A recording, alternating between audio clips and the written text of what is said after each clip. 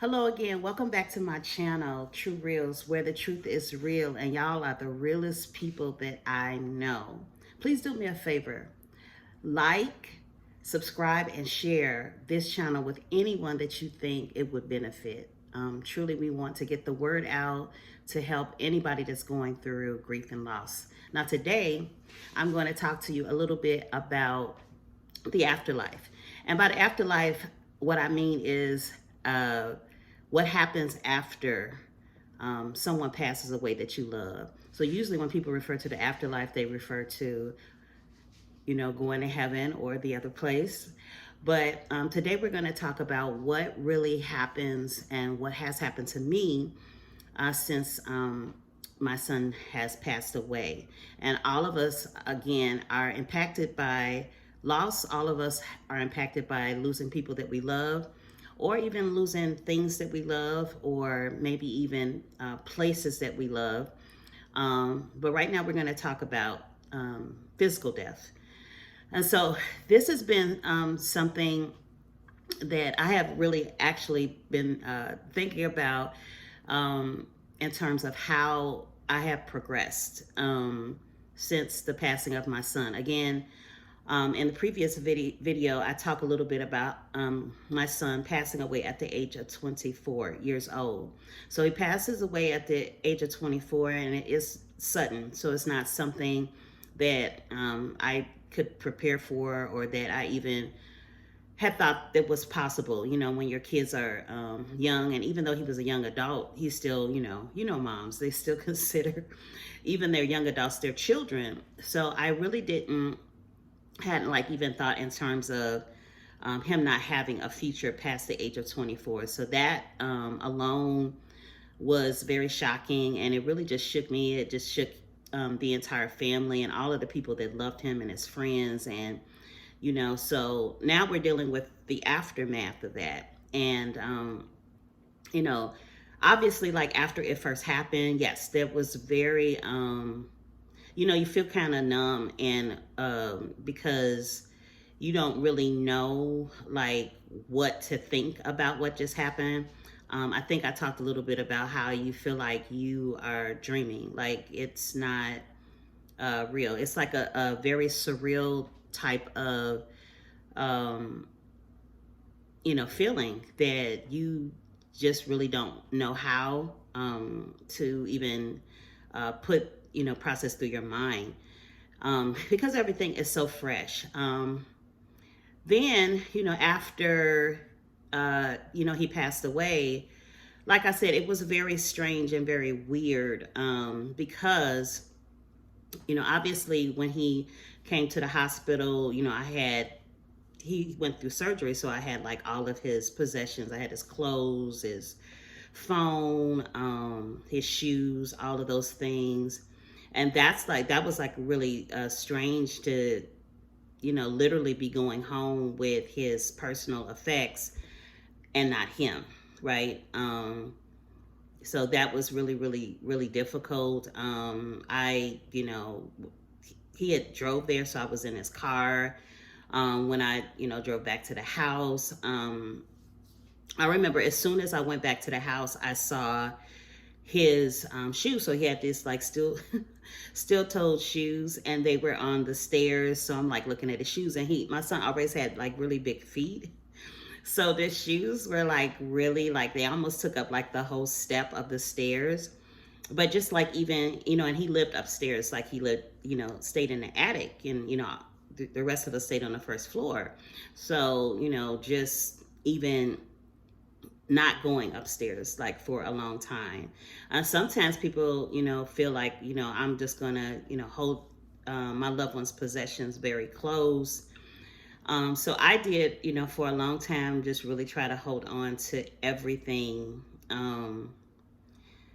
that I could. I literally would look at the text messages that were that I had received from him. Like, he didn't like to text a lot, and he used to always tell me that, "Mom, you like text too much. You text like you're writing a novel."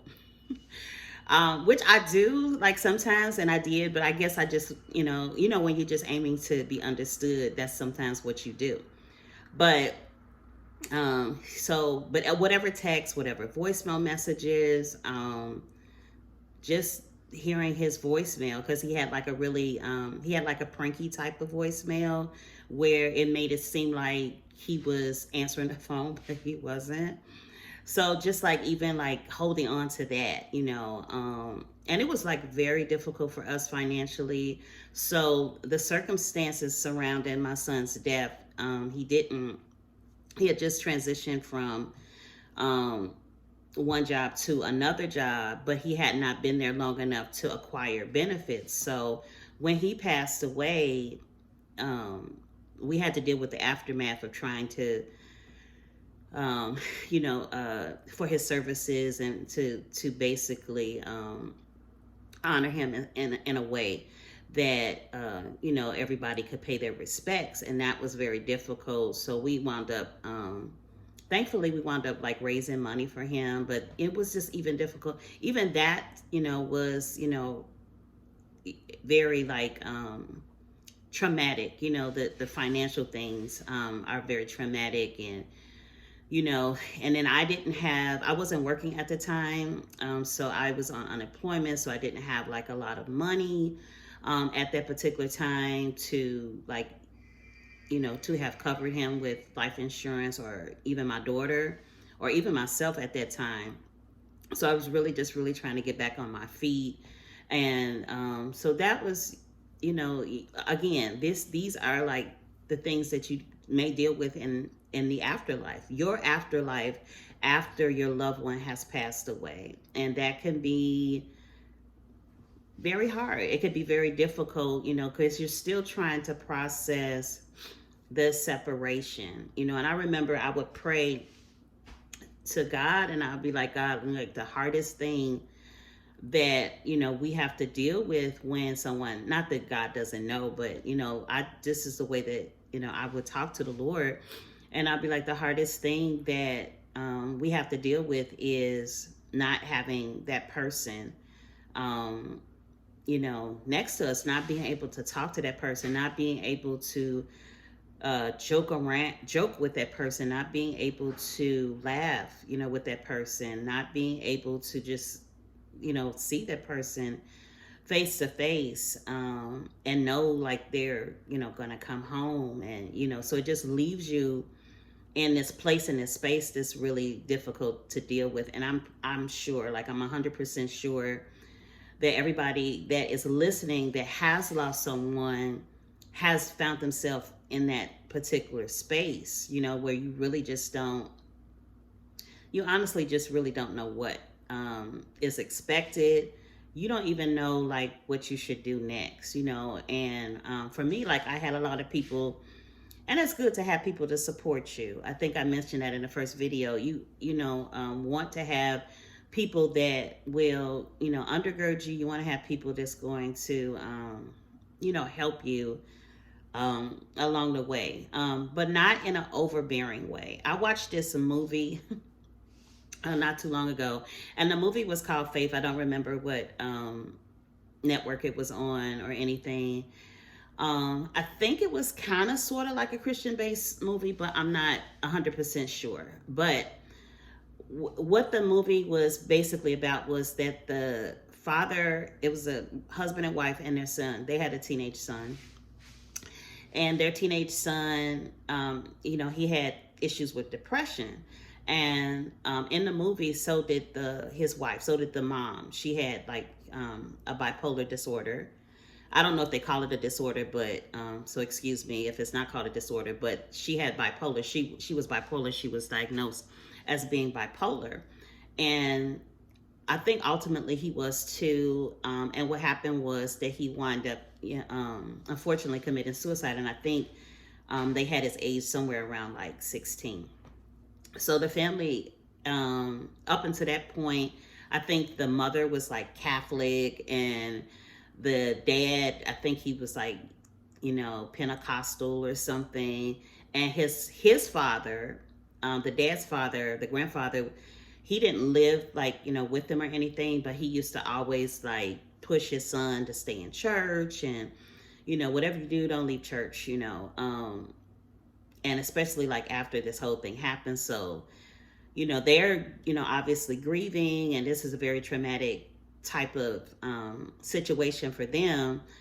And the mom, the child's mother, or the teenager's mother, wound up going, to stay with her parents for a while, because she just, she was already dealing with her mental health issues, and this just really, of course, made it a lot worse, given her son had committed suicide. So the dad was there by himself, and he's having this pastor come over and talk to him about how you should, you've missed a couple of services, like, what, how are you, like, you got to just keep believing. And the man was saying literally, like, I have been praying, I haven't been at church, but I have been praying, but nothing is happening. And he was like, well, you just got to keep praying. And what I really saw in that, yeah, so was the pastor trying to be supportive? That was in the movie, yes. But I do think that there is a point where, like, if it's day by day by day, you got somebody asking you, how you feeling, how you doing, how you feeling, how you doing, after a while, that is really going to me, cause another point of trauma and undue stress for that person, because there are going to be times where you don't want to think about what it is that you're dealing with, right? So you're not going to want to think about what just happened.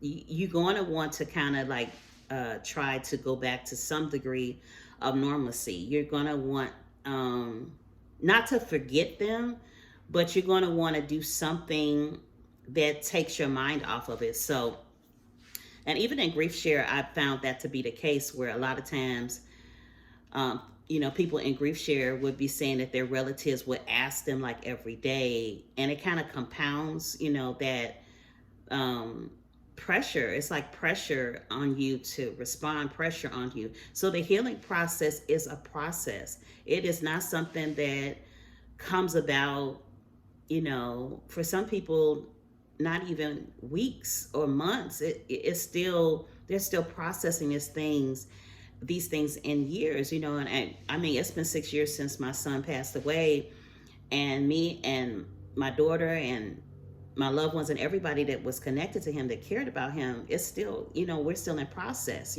Everybody's at different levels, but we're still processing. So I really want to encourage everybody to really just allow yourself time to process, and don't feel like you have to be pressured into being or doing anything. Take your time. Yes, allow yourself, be open to heal. Obvious, you got to be open to heal, because we're still here. And a lot of times we don't, see value in us being here when the ones that we love are not here. And that's a human response, and we do feel that way. Like I didn't even know that I was going into bouts of depression. And I'll talk about that later, because a lot of times we just push stuff down. Again, that's that whole like numbing process. So if you're used to numbing yourself on a regular basis when there's confrontation, or when you have problems, or you're just the person that's always like, I'm good, or I'm okay, kind of like the knee-jerk responses when somebody asks you if you're okay, and you just automatically say it, because either you don't want somebody to worry about you, or you don't want to concern somebody. Because I know a lot of times people are like, I don't want them to worry, I'm just going to say I'm okay, or I got to be strong for everybody. That's another big thing. Like sometimes people feel like they literally have to be strong for everybody concerned in their family, when the loss has impacted them just as hard, or maybe even worse than other people. So I just really want to encourage you guys, and I'm definitely going to be praying for each and every one of you. Please feel free to leave a comment. If you have dealt with this, or are dealing with the afterlife, because that's what I basically call it. It's the afterlife, after everything has been said and done and your loved one is in their resting place. We still have to deal with what goes on here, but we are not alone. And please remember that, you do, if you're a believer, You can definitely reach out to the Lord. You can fellowship with other believers. You could join a grief share. You could go to counseling. You could read books with regards to grief. There's so many things out there. I will encourage you to like this video, because what that does is it allows you to be able to see other videos that are similar to this one. Once again, to the realists, I love you guys, and I will talk to you soon. And we're going to continue to heal. Let's heal.